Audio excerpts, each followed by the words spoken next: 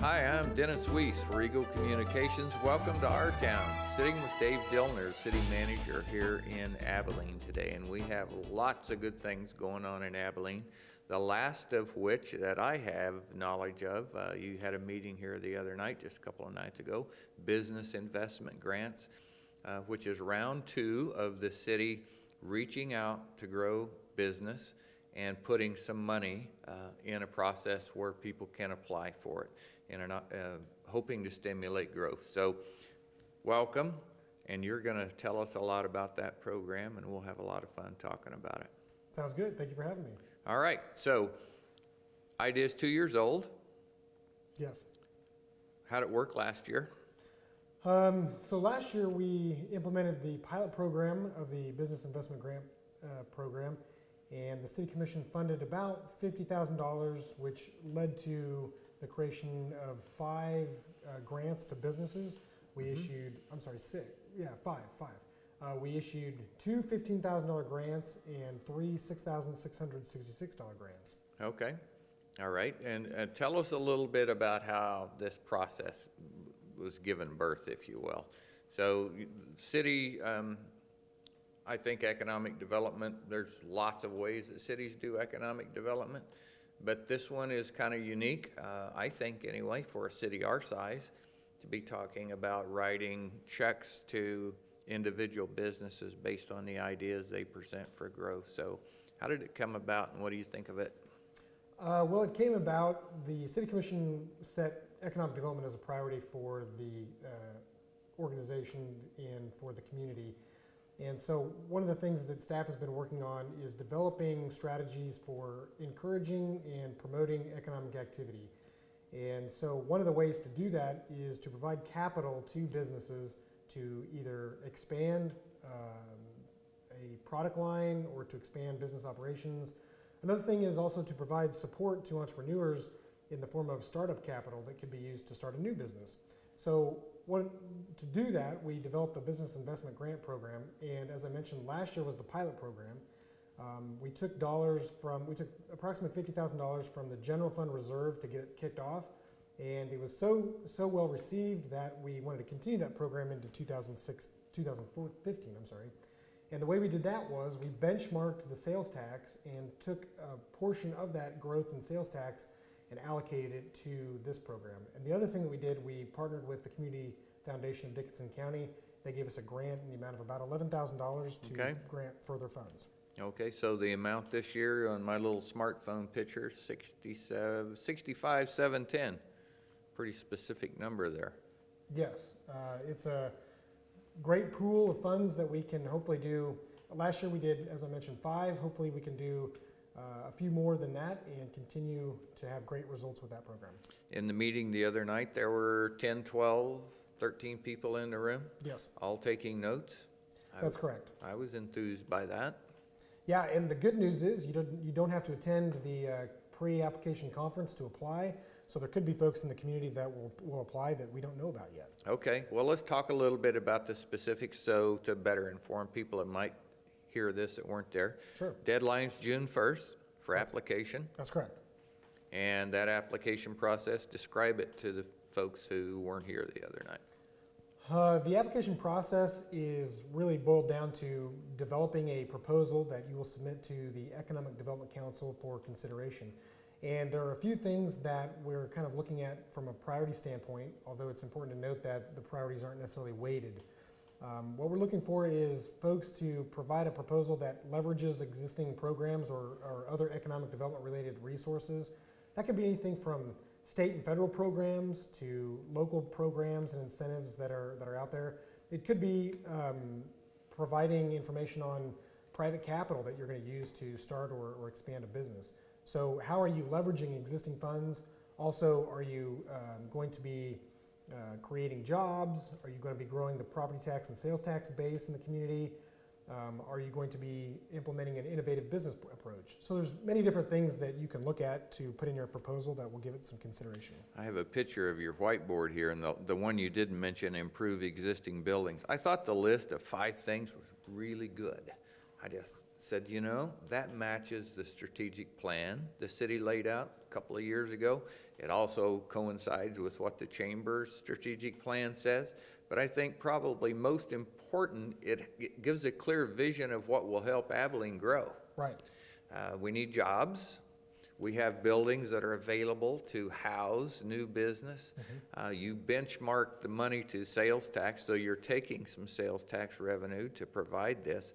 And so you're looking to how does this enhance revenue growth for the city, both in property and sales tax.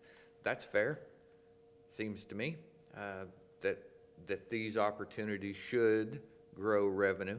Healthy businesses like ours grow your revenue. That's what we want more of, right? Right. That's exactly right. Okay. So what's your expectations? How many applications do you think you're going to see for, what's the maximum number, 5, 6 grants? Well, the maximum number is... If they were 15,000. If they were 15,000, yeah, you're looking at, let's see, about 4. But we're hoping this will be a more competitive process even than last year. In the fact that hopefully we can get, I would like to see 30 applications. But it is a competitive grant process, so if you're wanting to apply, you need to be sure that your proposal is very complete and very thorough in terms of the details that you provide, because you will be weighed against the competition, so to speak. You know, you mentioned that you're looking for partnerships, people that are already leveraging other funding sources. And the state of Kansas and our area has a number of funding sources for startup businesses. And you gave some information here the other night on places to go look and talk to. And so I assume that information is available at the city office. If somebody hearing this for the first time wants to come and get a look at where else they may look for funding sources. Yeah, sure. You can come to City Hall and we can point you in the right direction. You can also go to AbileneCityHall.com/BIG. That will actually take you to the information about the Business Investment Grant Program, so you'll get more of a thorough understanding of the program and the requirements, but it also lists some of the resources that are available, and I'll just say a few of them on the episode so that you can kind of think about that. We have the North Central Kansas Small Business Development Center. They have some great resources there. The U.S. Small Business the SBA, Small Business Administration, Network Kansas, the USDA Rural Development Agency, and there's probably a whole host of others that I'm not mentioning, but that are available as well. I was privileged to go to an event in Clay Center a few weeks ago that was sponsored by the North Central Kansas Regional Planning Commission. It was called Strategic Doing. And frankly, many of the folks that you just mentioned out of the Kansas area were in attendance, and they were mentors there or helping lead the discussion. But there are a number of people working very hard on our behalf as small business people here in Kansas. And there are a number of really healthy programs to help people, not only with funding, but with education and mentorship. Right. Which is probably many times needed more than capital. I have a great idea, but I'm not sure what to do with it thing. Right. Or in some cases, you may have capital and a great idea, but maybe you don't have experience in marketing, or maybe you don't have quite a good handle on finance. So a mentor is a great tool to help figure out some of those issues. Let's give us a little insight into Abilene while we're here and while we're talking about it. How are we doing this year so far as a community, through the city's eyes? Well, I think things are turning around from an economic standpoint. I mean, the last couple of years we've had some rough times, especially with the loss of the Great Plains Theater and the Kirby House. And I think sometimes we reflect on the negative things that are happening and we forget that there are positive things happening. Thunderstruck Incorporated is moving to town. Shopco just recently opened, and Orscheln acquired the warehouse out there on Van Buren. So those are just 3 things that are happening in terms of new business coming to town. From a sales tax standpoint, we're up about 7.5% compared to last year. Okay. So we're doing very well. Good. And I would anticipate that number might actually creep up a little bit once Shopco gets online. Our sales tax is actually delayed 2 months. So we're anticipating that might increase a little bit here in the next couple months as well. So we've got a lot of good trends happening. You know, I think of the Alco leaving, and I think of Shopco filling store 1. and on Buckeye, and Thunderstruck Bumpers acquiring and planning to move into the headquarters building over on Cottage, and then Orscheln, who actually moved first, I guess, actually bought the warehouse for future use. Right. Tremendous good fortune for Abilene. I think we've talked about this previously. I don't know that anybody did any one specific thing to get those businesses here, but I think above and beyond what one person may or may not have done, we were in position to have them. And sometimes that's the best economic development, being ready and willing to say yes to a potential customer. And I think we did a great job of that. I think you're exactly right. I think just by having that opportunity available, I mean, Alco leaving is obviously not a good thing, and then their subsequent bankruptcy was not a good thing as well. But what that did was it created some opportunities where some buildings became vacant, and one of the things that we struggle with in this community, I think from an economic development standpoint, is there might be some businesses that are looking and they would like to locate in Abilene, but there's just not a lot of buildings that are available to meet their demand. And in this case, we were able to meet several businesses' needs because buildings were available. So I think that's actually a great opportunity that came about, and we were able to meet 3 businesses' needs with respect to that. I'm just so excited to see what the next 5 years will bring to Cottage Street. I think there's a lot of opportunity going to happen around that building, and it's going to be exciting for Abilene to see a reinvention of our commercial property and what that will come over time. I had a gentleman here in the community in my office the other day visiting with me. Been here, grew up his whole life, so very respected in my mind fella.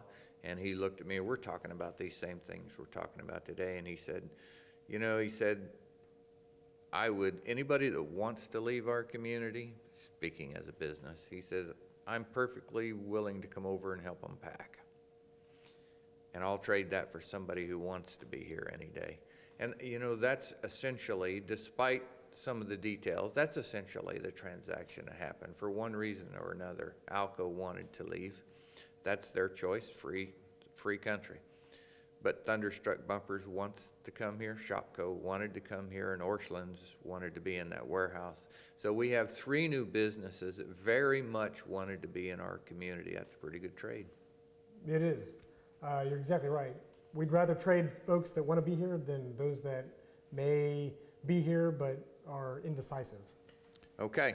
Anything else about the business investment program? We've got a few minutes left. I'm going to take you in another direction. All right, just real quickly, the deadline is June 1st. Maximum grants are $15,000. There's $65,000 that's available. It's a competitive process. Visit AbileneCityHall.com/BIG to get more information. And even if you don't apply and you want to start a business or grow your business or change your building in any way, you should come talk to Dave's team about this, because people walking into your office will affect the future. This is something we want to continue. I think it's a great thing. All right. We have a question that I read in the paper last night, made me think about it. We had any extra time, wanted to talk to you about it. So the grain elevators are historic to our community. Process underway of building a new grain bin down in their industrial corridor down there. As a business guy, I'm always in favor of growth. I remember when the county commission and the city election was being held a couple of years ago now. I think it was Dan Reynolds that made the comment that the best economic investment that the county could make were roads and bridges, and he tied it to the value of the grain. The city, we recently just resurfaced and rebuilt First Street corridor for well, it was in bad shape, but the reason it was in bad shape and the reason we wanted to fix it was to funnel traffic to that site that comes in big trucks. It leaves on trains. Growing up in that business, I can tell you that storage, there's never enough. So give us a little view into the insight there of what is going on, and from the city manager's chair, what is likely to happen in the near future about that. So what's going on is Gavilon is requesting a conditional use permit to build a new grain elevator on the site. As you may notice, they're building a grain elevator, so why is that happening? Well, there was an interpretation that occurred that, at any rate, it's a long story, but we're going through the conditional use permit because under the current zoning regulations, and actually since 1995, new grain elevators in an I-1 district are subject to a conditional use permit. And one of the things that we want to do with respect to that is look at some of the conditions that arise from a grain elevator operation, such as noise, dust, and traffic congestion, and look at how we can address those from a quality of life standpoint. Understanding that agriculture is a major sector of our economy, we definitely don't want to impede Gavilan's operation, but we definitely want to take an opportunity to see how we can make things better for the overall community, and I think that's where this is going. The summary that I took out of the article was at some point in time they applied for some type of permit and permit was granted. I can't imagine starting a building project that size in a city without some kind of permit. So yes, they did obtain a building permit, but upon closer review by staff, we determined that they did actually need to also get a conditional use permit as okay, well. all right, so you're working your way through probably what is the enhanced process? Right. From the new code? Right. Okay. All right. Time frame? They will be in front of the Planning Commission on May 12th, and depending on what happens there, we're anticipating a June 8th, the City Commission will take action on that. Okay. You know, it's a unique challenge to small town America, but here in the heartland, we put up with a lot of inconvenience that people in the city would never imagine, and grain trains across the roads. But I've seen it written in several articles about this particular thing, that the grain comes in and leaves, so it's not local grain. And I look at that, and growing up on a farm, I go, well, duh. Any one of my neighbors could grow enough grain for local use. That's not the way the economy works.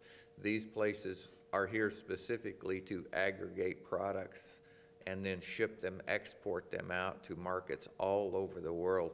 It's what's made Kansas a dominant provider. You know, I got my invitation to the Wichita State Economics Conference here in July, and I enjoy going to that. They forecast the economy for Wichita area, specifically Kansas in general.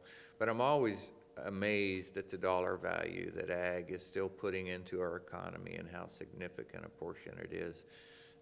It's a tremendous number. Yes, it is. All right, Dave. Well, I think one other thing, we have 2 minutes to go. I noticed I was very proud of you in your handout the other night at this meeting. We're talking about the economic business investment program.